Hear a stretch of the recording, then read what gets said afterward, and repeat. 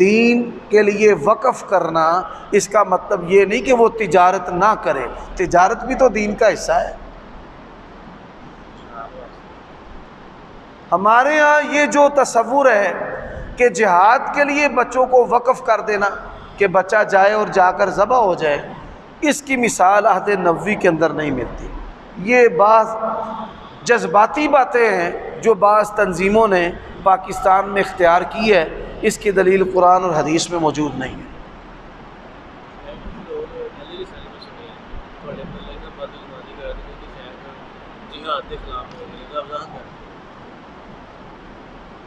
برخوردار نے سوال کیا ہے کہ بعض لوگ اہل حدیث احباب میں آپ کے بارے میں بدگمانی پھیلاتے ہیں کہ آپ جہاد کے خلاف ہیں۔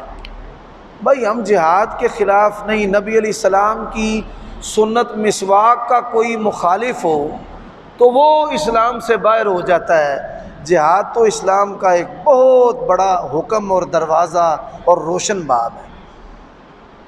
جیسے ہمارے بریلوی دوست ہیں، ان کے جو بنائے ہوئے نظریات ہیں، آپ ان کی نفی کریں تو وہ کہتے ہیں یہ آپ گستاخ رسول ہیں۔ اسی طرح ہمارے جو بھائی ہیں، اسٹیبلشمنٹ جہادی تنظیمیں جماعتیں بناتی ہے تو وہ چندہ لینے کے لیے اور افراد لینے کے لیے خود سے قرآن مجید کی آیات کی تفسیر کرتے ہیں، احادیث کے معنی خود بیان کرتے ہیں، تو ان کے بناوٹی جو معنی اور ان کی بناوٹی تفسیر ہے ہم اس کی نفی کرتے ہیں کہ جہاد کا وہ معنی معتبر ہے جو سلف صالحین نے سمجھا اور جانا ہے، آپ والا نہیں کہ والدین کی جہاد اجازت کے بغیر آپ جہاد کشمیر پر بھیج دیں اور جہاد افغانستان پر بھیج دیں، اور اسی طرح آپ کو نئے سرے سے جہاد کی آیات کی تفسیر لکھنے کی ضرورت پڑے۔ کیوں پڑی ہے یہ تفسیر لکھنے کی ضرورت؟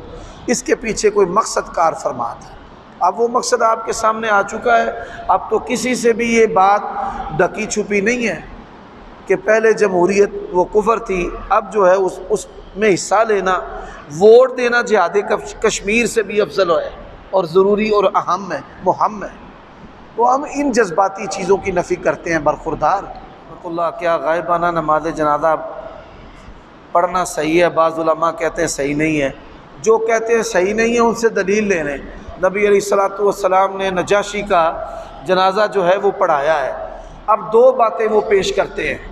پہلی بات کہ ادھر کوئی جنازہ پڑھنے والا نہیں تھا، یہ بھی بناوٹی بات ہے، کسی آیت حدیث میں نہیں آیا کہ نجاشی کا وہاں پر کوئی جنازہ پڑھنے والا نہیں تھا۔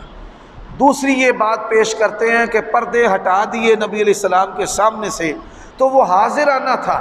بھائی نبی علیہ السلام کے لیے تو حاضرانہ تھا، جو صحابہ تھے ان کے لیے تو پھر بھی غائبانہ تھا۔ تو دونوں اعتراض ہی غلط ہے۔ نجاشی کا نبی علیہ السلام نے غائبانہ نماز جنازہ پڑھایا ہے، اور غائبانہ نماز جنازہ پڑھنا بھی چاہیے، پڑھانا بھی چاہیے۔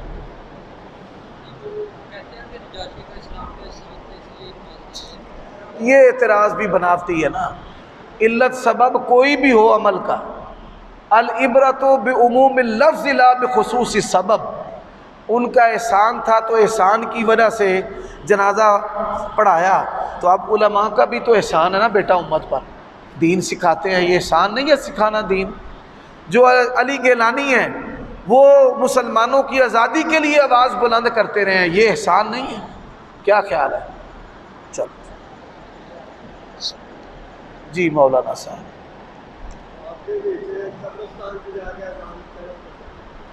خواب کے اندر قبرستان میں جا کر اذان دینا، جس بندے کو یہ خواب آئی ہے وہ اپنے والدین اور اجداد کے لیے دعا کرنے میں کوتاہی کرتا ہے، تو وہ مستقل اپنی نمازوں میں اپنے والدین اور اجداد کی بخشش و مغفرت کے لیے دعا کیا کریں۔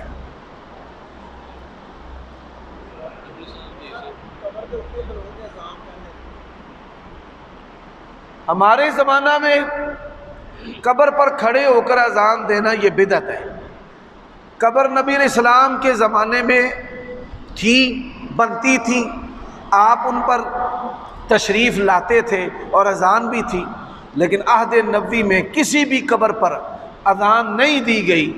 عہد نبوی میں چیز عمل کے حالات کے ہوتے نبی علیہ الصلوۃ والسلام اور صحابہ کرام کا اس کو اختیار نہ کرنا، یہی بدعت ہونے کے لیے سب سے بڑی دلیل ہے۔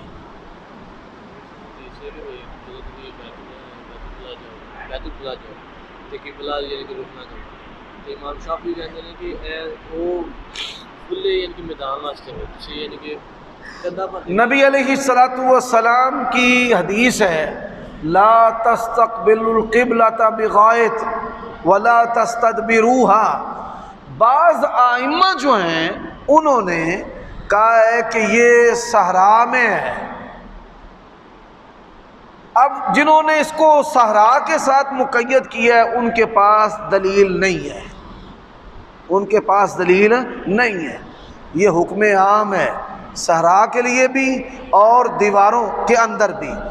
ابو ایوب الانصاری رضی اللہ تعالیٰ عنہ وہ بیان کرتے ہیں ہم ایسے علاقے میں گئے کافروں کے کہ جہاں پر بیت الخلاء قبلہ رخ تھے، فننحرف، ہم منہ پھیر کے بیٹھتے اور باہر نکل کر بھی استغفار کرتے، دیواروں کے اندر وہ بنے ہوئے تھے۔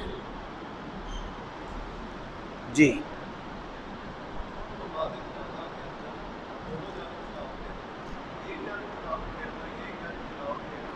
نماز جنازہ کے اندر ایک جانب سلام پھیرنا درست ہے اور دو طرف پھیرنا بھی درست ہے۔ اب رہی بات کہ ہاتھ کس پر چھوڑیں، پہلے سلام پر یا دوسرے پر، دونوں صورتیں جائز ہیں، خواہ پہلے پر چھوڑیں خواہ دوسرے پر چھوڑیں۔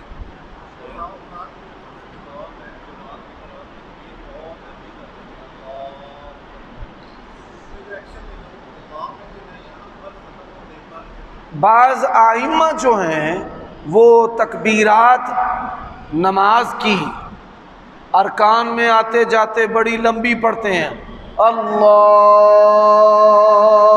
اکبر۔ اب یہ جو مدہ ہے، مدہ زائدہ، وہ کتنا ہے؟ کم سے کم ایک الف، اور زیادہ سے زیادہ جیسے جیم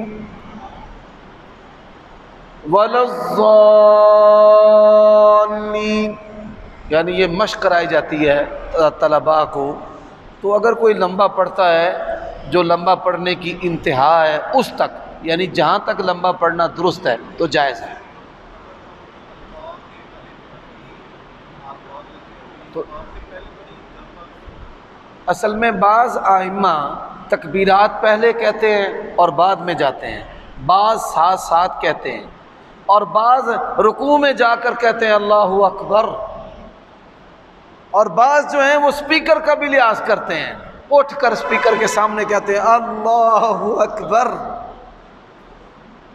سپیکر کی پرواہ کیے بغیر تکبیرات اور یہ ارکان کا بدلنا رکوع سے سجود میں، یہ ساتھ ساتھ ہو تو بہتر ہے، وگرنہ مقتدیوں کے لیے فتنہ پیدا ہو جاتا ہے۔ وہ اللہ اکبر کی آواز سنتے ہیں، مثال امام صاحب دیکھیے ابھی قرات کر رہے ہیں، ہاتھ بندھے ہوئے ہیں، تو ابھی کھڑے ہی ہیں، کہتے ہیں اللہ اکبر اور پھر بعد میں رکوع میں جاتے ہیں، تو مقتدی پہلے ہی ان سے پہلے رکوع میں چلے جاتے ہیں۔ تو اگر ایسے ہو ساتھ اللہ اکبر ساتھ ہی، تاکہ مقتدی جو ہیں وہ جلد نہ کریں۔ ہمارے بعض جو لوگ ہیں ان کی نمازیں 120 کی سپیڈ پر ہوتی ہیں، بس اشارہ ہی ملتا تو ٹھک رکوع میں، تھک سجدوں میں، تو ایسے لوگوں کا خیال کرنا چاہیے۔ جزاک اللہ۔ جو نماز جنازہ ہے بلند آواز سے بھی درست ہے۔ عوف بن مالک رضی اللہ تعالیٰ عنہ کہتے ہیں نبی علیہ السلام نے جنازہ پڑھایا، دعائیں پڑھی، میرے دل میں تمنا پیدا ہوئی کہ کاش میت میری ہوتی اور یہ دعائیں رسول اللہ مجھ پر پڑھ دیتے، اور آہستہ آواز سے بھی درست ہے۔ دونوں صورتیں جائز ہیں۔ جہاں لوگ ان کی زیادہ تعداد دعا کو یاد رکھتی ہے، کرتی ہے، تو وہاں آہستہ آواز سے پڑھیں آپ۔ نبی علیہ السلام کی دونوں سنتوں پر عمل ہونا چاہیے۔ جی نماز وطر کے اندر دعا رکوع سے پہلے بھی درست ہے اور رکوع کے بعد بھی۔ اگر رکوع سے پہلے آپ نماز وطر میں دعا کریں گے تو رکوع سے پہلے ہاتھ باندھنا ہے، اور اگر آپ رکوع کے بعد دعا کرتے ہیں تو پھر آپ ہاتھ چھوڑ بھی سکتے ہیں اور اٹھا بھی سکتے ہیں، دونوں طرح درست ہے۔ جی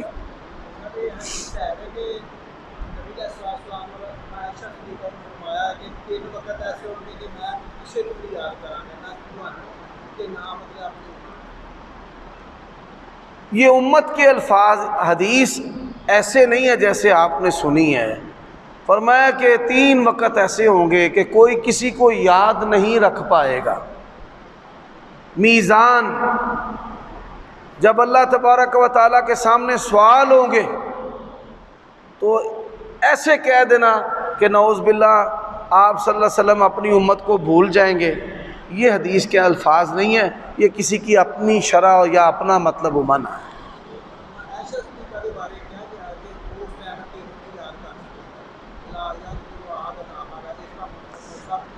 یہ عموم پر یہ الفاظ ہیں کہ کوئی کسی کو یاد نہیں رکھ پائے گا۔ اب آپ حدیث کو یہاں تک ہی رہنے دیں، اس کا حسن ایسے ہی ہے، اس سے آگے منفی چیزوں پر نہیں جانا چاہیے۔ عورت سر پر دوپٹہ لیے بغیر وضو کر سکتی ہے۔ عورت کی ننگے سر نماز نہیں ہوتی، سر پر دوپٹہ لیے بغیر یا دوپٹہ گلے میں ڈال کر یا لٹکا کر وضو کر سکتی ہے، اس سے وضو اچھے طریقے سے ہوتا ہے۔ رکوع میں ملنے والے کی رکعت ہو جاتی ہے۔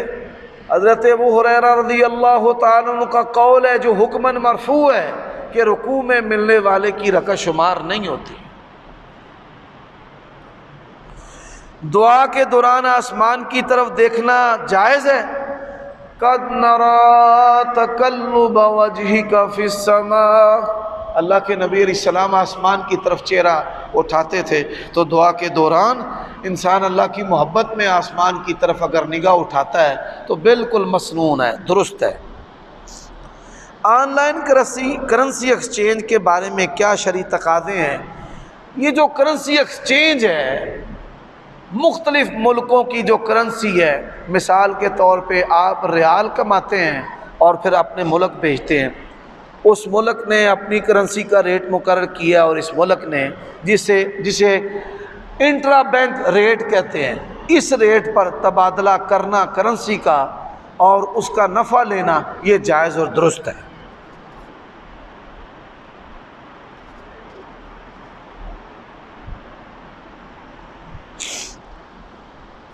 یہ خوابیں جو ہے نا،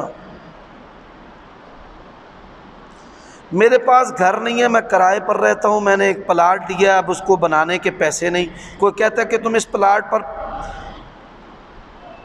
پلاٹ سے پراپرٹی کا کام کرو، جب پیسے ہو جائیں تو گھر بنا لینا، تو کیا زکوٰۃ مجھے دینا پڑے گی؟ اگر آپ کرائے پر رہتے ہیں اور آپ نے اپنے مکان بنانے کے لیے پلاٹ لیا تو کوئی زکوٰۃ نہیں ہے۔ اب وہ پلاٹ آپ بیچ کر پراپرٹی کا کام کریں یا کوئی اور کام، تو جب اس پلاٹ کے ساتھ آپ کاروبار کریں گے تو سال کے بعد آپ کو اس پر زکوٰۃ دینا پڑے گی۔ ہاں، جب پھر آپ اپنے گھر کے لیے پلاٹ لے لیں گے تو گھر جو ہے وہ زکوٰۃ سے مستثنیٰ ہے۔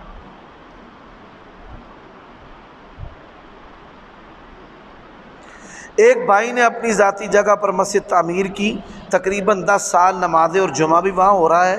2 پلاٹ پر مشتمل مسجد تھی، ایک پلاٹ وہ فروخت کر چکے ہیں اور دوسرا پلاٹ جس پر مسجد کی عمارت موجود ہے اسے فروخت کرنا چاہتے ہیں۔ یہ فروخت باطل ہے۔ جو مسجد جو ہے بن جائے، جمعہ ہو، اذان ہو، خواہ وہ رجسٹری کسی ایک بندے کے نام ہو، وہ امت کی ملکیت ہے، اسے کوئی شخص جو ہے وہ بیچ نہیں سکتا۔ ہاں، جگہ تبدیل ہو سکتی ہے، مثال کہ زلزلہ آیا تو مسجد گر گئی تو محفوظ مقام پر آبادی چلی گئی اور وہاں مسجد بنا لیں، یہ درست ہے۔ سیلاب آتا ہے تو مسجد بہہ جاتی ہے تو پھر اونچی جگہ پر مسجد بنا لیتے ہیں، یہ بھی درست ہے۔ اسی طرح آنا جانا مشکل ہو گیا ہے، خطرے کی کوئی بات ہے اور مسجد منتقل کرنا چاہتے ہیں، یہ بھی درست ہے، لیکن مسجدیں بیچ کر کھا جانا، دنیا کے اندر ایسے بھی دیوس ہیں جو اپنی مائیں اور بیٹیاں بھی بیچ دیتے ہیں۔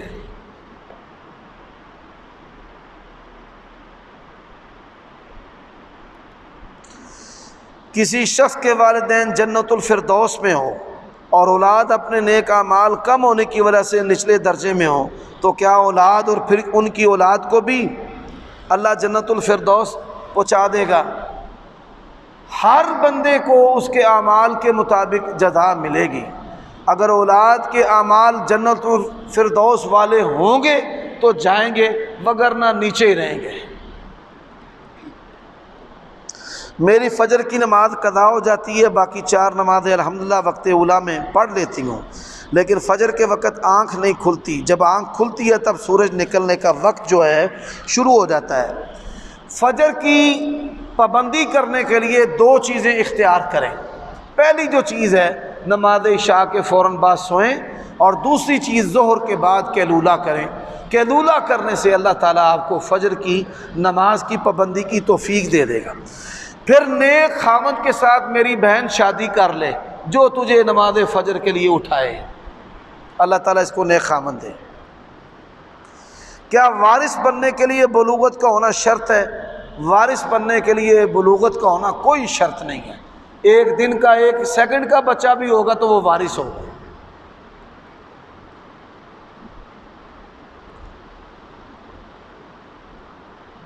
یہ پکڑ لیں، اس پر پہلے بات ہو چکی ہے۔ ایک شخص نے مال حرام کمایا ہے، اس کے مرنے کے بعد اس کے ورثاء کے لیے وہ مال حرام ہوگا۔ بھائی وہ مال حرام کی تفصیلات ہیں، اس تفصیل کے مطابق اس کا جواب دیا جائے گا۔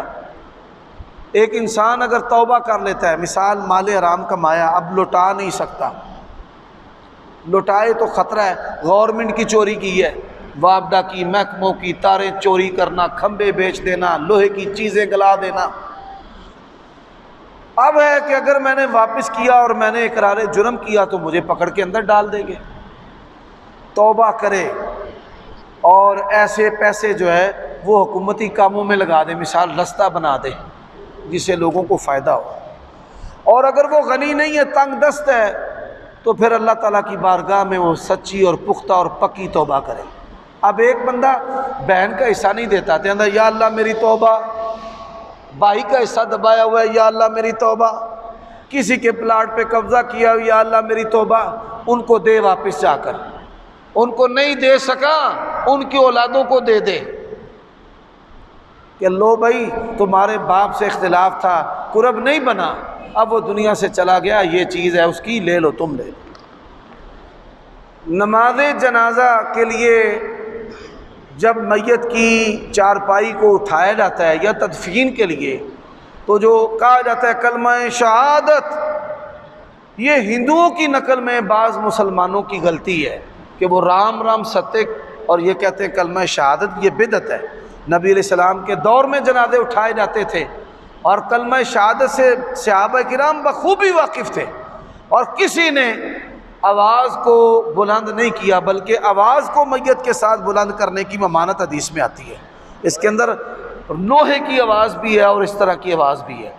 اسی طرح قبرستان تدفین سے فارغ ہو کر گھر آتے ہیں تو وہاں کھانا پکایا کسی دوست نے یا گھر والوں نے، کوڑا وٹا نہیں ہونا چاہیے، رسم کا کھانا نہیں کھانا، ہندوانہ رسموں کا کھانا نہیں کھانا۔ بھائی جنہیں تھی دیتی ہے روٹی وہ دے دے، اگر کوڑا وٹا نہیں اور جنازے کی وجہ سے یا فوتگی کی وجہ سے آپ کے گھر میں کھانا نہیں پک سکا تو کھا سکتے ہیں۔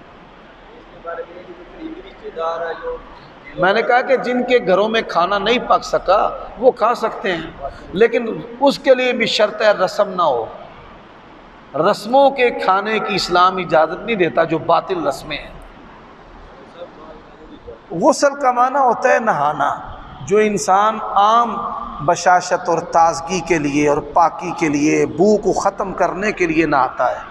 غسل جنابت ہے کہ اس پر ایسی کیفیت جو ہے وہ طاری ہوئی ہے کہ وہ نماز نہیں پڑھ سکتا، جنبی ہے، احتلام ہوا ہے، منی کو اس نے فطرتی یا غیر فطرتی طریقے سے نکالا ہے، تو اس پر جنابت لاحق ہو چکی، جنابت آ چکی ہے، تو اب وہ غسل کرے گا، غسل اپنے بدن کو پاک کرنے کے لیے تاکہ وہ نماز اور قرآن پڑھ سکے، تو پھر اس غسل کو غسل جنابت کہتے ہیں۔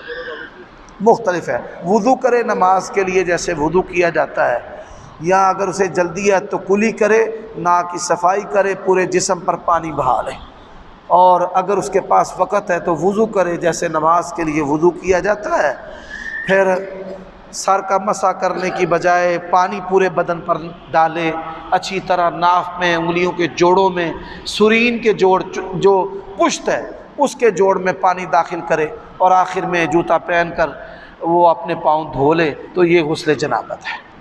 ٹھیک ہے؟ ویسے مولانا کی مثال سے پوچھا تھا کہ اس میں دونوں میں صرف ایک ہی فرق ہے کہ دوسرے جگہوں میں صرف پہلے شرم ہے باقی سارا نہیں، اصل میں ہوتا یہ ہے کہ انسان کئی دفعہ استنجا کر چکا ہوتا ہے اور جنبی رہتا ہے،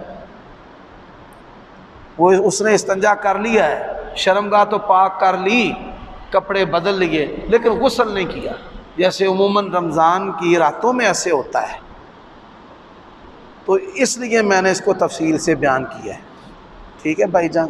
غسل جنابت کے اندر مسح نہیں کرنا؟ جی، مسح نہیں، اگر کوئی وضو کر لیتا ہے نماز والا اور پھر بعد میں نہا لیتا ہے تو یہ بھی درست ہے۔ ہاں،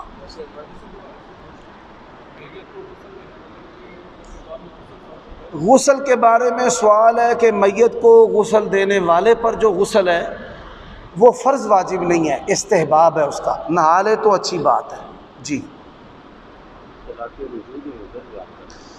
جو رجی طلاق ہے، اگر عورت حاملہ نہیں تو 3 ماہواریاں، اور اگر حاملہ ہے تو بچہ جننے تک، اور اگر ایسی عمر میں ہے کہ اس کو حیض بھی نہیں آتا اور حمل بھی نہیں، یعنی وہ بچے نہیں جان سکتی، تو پھر 3 ماہ جو 3 ماہواریوں کا پورا وقت ہے، 3 ماہ تک۔